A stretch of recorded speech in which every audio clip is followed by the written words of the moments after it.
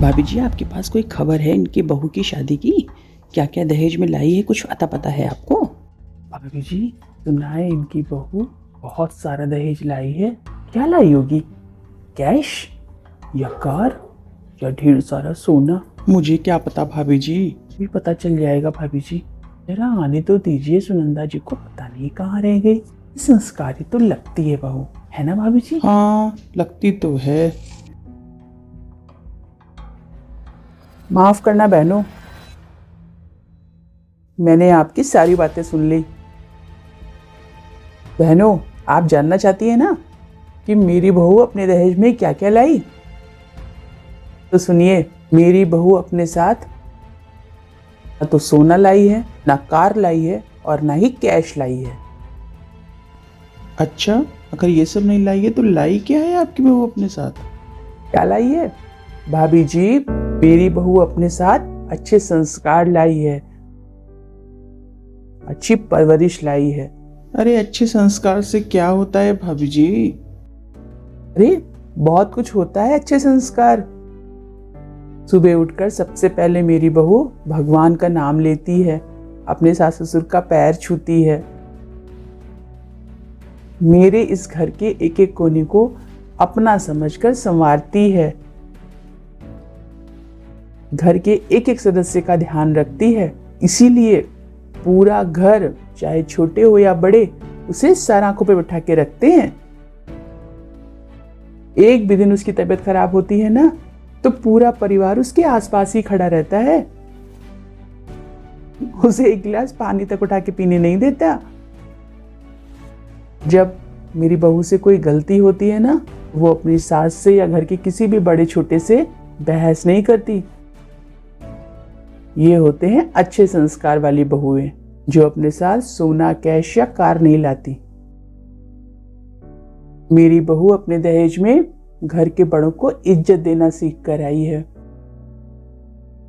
और मेरे बेटे को सिर्फ पति ही नहीं, एक अच्छा इंसान बनाना भी सिखाया है। आपको पता है भाभी जी, पहले मेरे दोनों बेटों में बहुत लड़ाइयां होती थी किसी न किसी बात को लेकर, लेकिन जब से मेरी बहू ने घर में कदम रखा है ना, मेरे दोनों बेटे एक दूसरे की जान बन गए हैं। और ये सारा काम किया किसने है? मेरी बहू ने। मेरी बहू ने मेरे बड़े बेटे को छोटे बेटे की अहमियत समझाई, एक भाई की अहमियत समझाई, एक बड़े भाई के सारे कर्तव्य बताए मेरी बहू ने मेरे बेटे को। क्योंकि मेरी बहू अपने दहेज में घरों को जोड़ने का हुनर लेकर के आई है। 4 पहिए की कार नहीं कि जिसमें सिर्फ पति पत्नी और उनके दोनों बच्चे बैठ के सफर करें। पूरा परिवार कहीं भी जाता है तो एक साथ जाता है। पता नहीं क्यों भाभी जी, आजकल लोग बहुओं की कीमत उनके साथ आए सामान से लगाते हैं, जबकि मेरा ऐसा मानना है भाभी जी कि असली दहेज तो बहू खुद होती है, जिसके संस्कार सबसे कीमती होते हैं।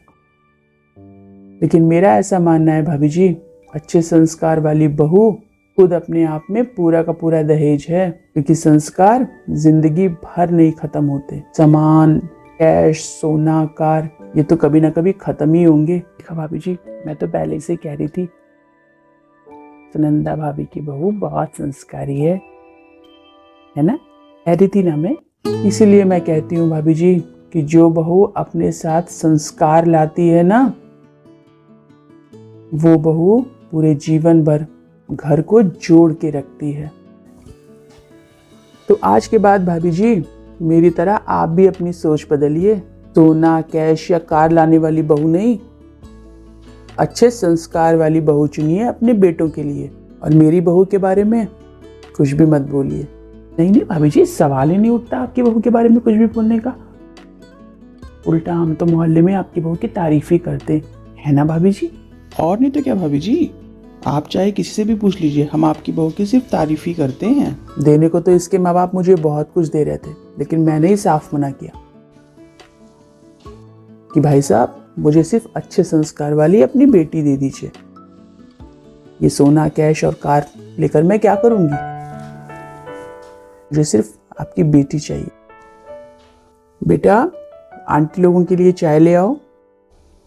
मेरी बहू के हाथ की चाय पी करके जाइएगा भाभी जी, बहुत अच्छी चाय बनाती है मेरी बहू।